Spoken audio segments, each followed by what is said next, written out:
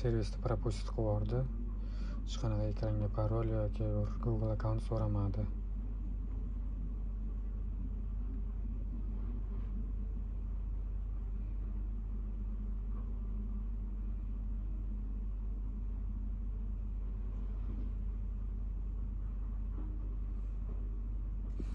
Ikkinchi telefonim yondi. Bu ham через servis orqali ochdim.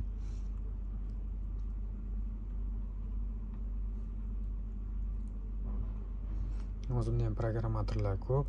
Baribir hamma programmator ham ochmaydi, chunki hozir platni yo'li, masalan, через kredit dollarga, $5 ochish yo'li shu oson bo'lib qolgan.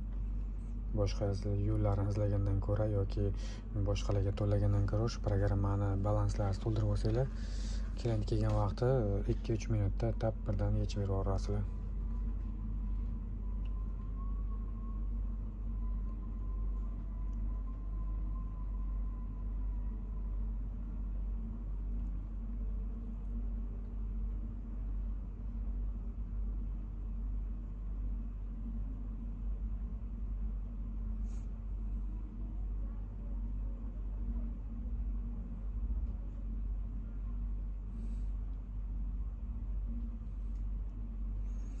Telefon Redmi Note 13 Pro,